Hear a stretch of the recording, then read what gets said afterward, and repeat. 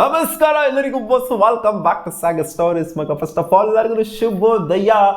ಏನು ವೆದರು ಗುರು ನಮ್ಮ ಬೆಂಗಳೂರಲ್ಲಿ, ಅವನಜ್ಜಿ ವೆದರಿಗೆ ಕೋಲ್ಡ್ ಆಗಿ ವಾಯ್ಸ್ ಟೋನೇ ಚೇಂಜ್ ಆಗೋಗ್ಬಿಟ್ಟಿದೆ ನನಗಂತೂ. ನಿಮಗೆ ಯಾರ್ಯಾರು ಹುಷಾರಿಲ್ಲ ಕಾಮೆಂಟ್ ಸೆಕ್ಷನ್ ಕಾಮೆಂಟ್ ಮಾಡಿ. ಆ್ಯಂಡ್ RCB ರಿಲೇಟೆಡ್ ಏನು ಸದ್ದು ಮಾಡ್ತಿದೆ, ಸೌಂಡ್ ಮಾಡ್ತಾ ಇದೆ ಅಂತಂದರೆ ಆಫ್ಟರ್ ದ ಆಕ್ಷನ್ಗಿನ ಮುಂಚೆನೇ ಇದು ಸೌಂಡ್ ಮಾಡ್ತಾ ಇತ್ತು. ಅದೇ RCB ಬೇರೆ ಲ್ಯಾಂಗ್ವೇಜ್ ಮೇಲೆ ಪೇಜ್ನ ಕ್ರಿಯೇಟ್ ಮಾಡಿದೆ ಅಫಿಷಿಯಲ್ ಆಗಿ ಅಂತ. ಫಸ್ಟು RCB ಇನ್ ಕನ್ನಡ ಅಂತ ಕ್ರಿಯೇಟ್ ಆಯಿತು. ಅದು ನವಂಬರ್ 1 ಕ್ರಿಯೇಟ್ ಆಯಿತು ಅಂತ ಅನಿಸುತ್ತೆ. ಅದೇ ಕನ್ನಡ ರಾಜ್ಯೋತ್ಸವಕ್ಕೆ ಒಂದು ಕ್ರೆಡಿಟ್ ಕೊಡಬೇಕು ಅಂತ ಪೇಜ್ನ ಕ್ರಿಯೇಟ್ ಮಾಡಿದ್ರು. ಅದಕ್ಕೂ ನಾವು ಸಿಕ್ಕಾಪಟ್ಟೆ ಖುಷಿ ಪಟ್ಟಿದ್ವಿ. ಇನ್ಸ್ಟಾಗ್ರಾಮ್ ಪೇಜ್ ಕ್ರಿಯೇಟ್ ಆಗಿದೆ RCB ಇನ್ ಕನ್ನಡ ಅಂತ, ಕನ್ನಡಿಗರಿಗೋಸ್ಕರ ಕ್ರಿಯೇಟ್ ಮಾಡಿರುವಂಥ ಪೇಜು ಅಂತ. ಆ್ಯಂಡ್ ಇವಾಗ ಸದ್ಯದ ಮಟ್ಟಿಗೆ 150K ಅರೌಂಡ್ ಏನೋ ಫಾಲೋವರ್ಸು ಕೂಡ ಆಗಿದ್ದಾರೆ ಅದಕ್ಕೆ. ಸೊ ಅದೊಂಥರ ಖುಷಿ ವಿಚಾರ. ನಮ್ಮ ಲೋಕಲ್ ಟೀಮು ನಮ್ಮ ಕನ್ನಡಿಗರಿಗೆ ಮರ್ಯಾದೆ ಕೊಡಬೇಕು ಅಂತ ಒಂದು ಪೇಜ್ನ ಕ್ರಿಯೇಟ್ ಮಾಡಿದೆ ಅಂತ ನಮಗೆ ಖುಷಿ ಆಯಿತು. ಬಟ್ ಆದ್ಮೇಲೆ ಮಾಡಿದ್ದೇನು RCB ಹಿಂದಿ ಅಂತ ಒಂದು ಪೇಜ್ನ ಅಫಿಷಿಯಲ್ ಆಗಿ ಓಪನ್ ಮಾಡ್ತಾರೆ. ಆಮೇಲೆ RCB Tamil official, RCB Telugu official ಅಂತಲೂ ಕೂಡ ಓಪನ್ ಮಾಡ್ತಾರೆ. ಸದ್ಯದ ಮಟ್ಟಿಗೆ ಅವ್ರು ಮುಂಚೆ ಫಾಲೋ ಮಾಡ್ತಾ ಇದ್ರು RCB Telugu official, RCB Tamil ಅಫಿಷಿಯಲ್ನು ಕೂಡ ಫಾಲೋ ಮಾಡ್ತಾ ಇದ್ರು. ನಮ್ಮ RCB ಅಫಿಷಿಯಲ್ ಅಕೌಂಟಿಂದ ಫಾಲೋ ಆಗ್ತಾ ಇತ್ತು. ಸೊ ಅಂದರೆ ಅವರೇ ಅಫಿಷಿಯಲ್ ಆಗಿ ಕ್ರಿಯೇಟ್ ಮಾಡಿರೋ ಲೆಕ್ಕನೇ ಅದು. ತಮಿಳ್ ಅಕೌಂಟ್ನ ಜೊತೆಗೆ ತೆಲುಗು ಅಕೌಂಟ್ನ ಆ್ಯಂಡ್ ಹಿಂದಿ ಅಕೌಂಟ್ನು ಕೂಡ ಕ್ರಿಯೇಟ್ ಮಾಡಿದರೆ ಇದಕ್ಕೆ ತೀವ್ರವಾದ ಫ್ರಸ್ಟ್ರೇಷನ್ನು ಕ್ರಿಯೇಟ್ ಆಗಿದೆ RCB ಫ್ಯಾನ್ಸ್ಗಳಿಗೆ. ಅಂದರೆ ಎಲ್ಲ RCB ಫ್ಯಾನ್ಸ್ಗಳಿಗೆಲ್ಲ, ಕನ್ನಡಿಗರಾಗಿರುವಂಥ RCB ಫ್ಯಾನ್ಸ್ಗಳಿಗೆ ಫ್ರಸ್ಟ್ರೇಷನ್ ಕ್ರಿಯೇಟ್ ಆಗಲೇಬೇಕು. ಅಲ್ಲಾದರೂ ನೀವು ಕನ್ನಡದಲ್ಲಿ ಪೇಜ್ನ ಓಪನ್ ಮಾಡೋದ್ರಲ್ಲಿ ಅರ್ಥ ಇದೆ. ನೀವು ಹಿಂದಿಲಿ ಓಪನ್ ಮಾಡೋದೇನು, ಇಂಗ್ಲೀಷಲ್ಲಿ ಆಲ್ರೆಡಿ ಮುಂಚೆಯಿಂದನೂ ಕೂಡ ನಾರ್ಮಲ್ ಪೇಜ್ ಇದ್ದೇ ಇದೆ, ಎಲ್ಲರಿಗೂ ಅರ್ಥ ಆಗುತ್ತೆ. ಇಲ್ಲಿ ಯಾರಿಂದನೂ ಕೂಡ ಡಿಮ್ಯಾಂಡ್ ಇರಲಿಲ್ಲ ಇವ್ರಿಗೆ ಕ್ರಿಯೇಟ್ ಮಾಡಿ ಅಂತ. ಇನ್ಫ್ಯಾಕ್ಟ್ ಕನ್ನಡ ಪೇಜ್ನ ಕ್ರಿಯೇಟ್ ಮಾಡಿ ಅಂತ ಡಿಮ್ಯಾಂಡ್ ಇತ್ತು. ಇವರಿಂದ ಎಲ್ಲಿಂದನೂ ಕೂಡ ಹಿಂದಿ ಪೇಜ್ನ ಕ್ರಿಯೇಟ್ ಮಾಡಿ, ತಮಿಳ್ ಪೇಜ್ನ ಕ್ರಿಯೇಟ್ ಮಾಡಿ, ತೆಲುಗು ಪೇಜ್ನ ಕ್ರಿಯೇಟ್ ಮಾಡಿ.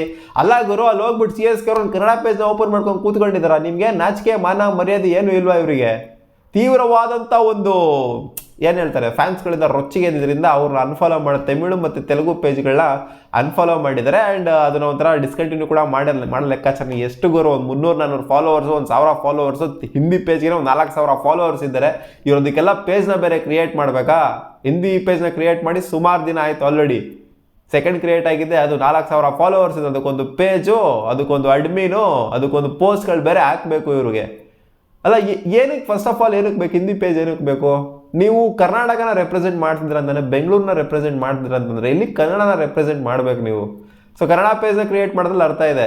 ತಮಿಳು, ತೆಲುಗು, ಹಿಂದಿ ಈ ಥರ ಎಲ್ಲ ಕ್ರಿಯೇಟ್ ಮಾಡ್ತು ಅಂದರೆ ಇವ್ರ ಮಾನ ಮರ್ಯಾದೆನ, ನಮ್ಮ ಮಾನ ಮರ್ಯಾದೆನೇ ಅವ್ರು 3 ಕಾಸಿಗೆ ಹರಾಜಾಗ್ತಾ ಇದ್ದಾರೆ. ಫಸ್ಟ್ ಆಫ್ ಆಲ್ ಕರ್ನಾಟಕದ ಮಾನ ಮರ್ಯಾದೆನ, ಅದ್ರ ಜೊತೆಗೆ ಇವ್ರ ಮಾನ ಮರ್ಯಾದೆನೂ ಕೂಡ ಹರಾಜ್ ಹಾಕಂತ ಇದೆ. ಇವ್ರದ್ದು ಹರಾಜ್ ಹಾಕೊಳ್ಳಿ, ನಮ್ಮ ಬೆಂಗಳೂರು ಮಾನ ಮರ್ಯಾದೆನ ಇವರು 5 ಪೈಸಕ್ಕೆ ಇಲ್ದಂಗೆ ಮಾಡ್ತಾ ಇದ್ದಾರಲ್ಲ, ಇದಕ್ಕೆ ಏನು ಹೇಳಬೇಕು ಅಂತ ಗೊತ್ತಾಗ್ತಿಲ್ಲ.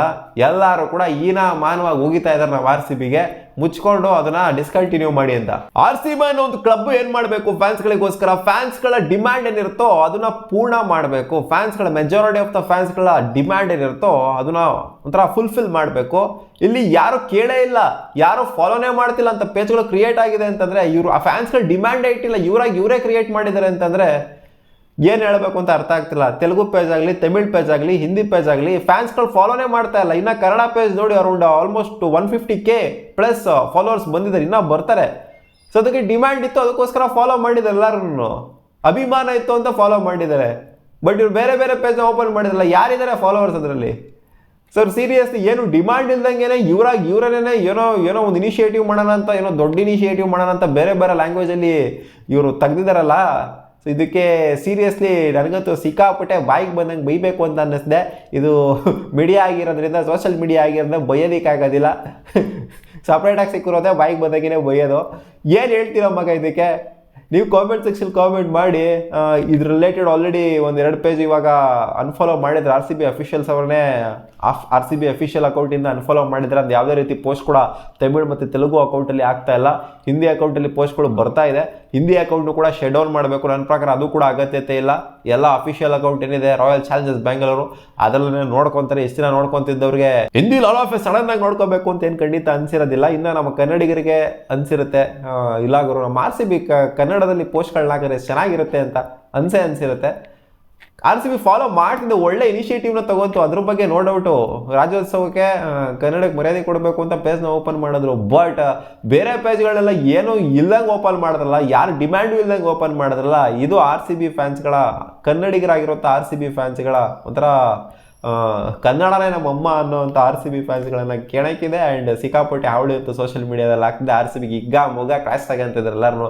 ಎಕ್ಸಲ್ ಅಂತೂ ಬಾಯಿಗೆ ಬಂದಾಗ ಮುಗಿತಾವ್ರು ಎಲ್ಲರೂ ಹಾಕೊಂಡು ಆರ್ ಸಿ ಬಿ ಫ್ಯಾನ್ಸ್ಗಳು ಆರ್ ಸಿ ಬಿಗೆ. ನಿಮ್ಮ ಅಭಿಪ್ರಾಯನ ಕಾಮೆಂಟ್ ಸೆಕ್ಷನ್ ಕಾಮೆಂಟ್ ಮಾಡಿ ತಿಳಿಸಿ. ಈ ಎಲ್ಲ ರಿಲೇಟೆಡ್ ಪೇಜ್ಗಳನ್ನ ಎಲ್ಲ ಲ್ಯಾಂಗ್ವೇಜಲ್ಲಿ ಓಪನ್ ಮಾಡ್ತಾ ಇದ್ರಲ್ಲ ಆರ್ ಸಿ ಬಿ, ಇದ್ರ ಬಗ್ಗೆ ನಿಮಗೇನು ಅನ್ನಿಸ್ತಾ ಇದೆ ಅಂತ. ಸಿಗೋಣ ಮುಂದಿನ ವಿಡಿಯೋದಲ್ಲಿ. ಬಾ.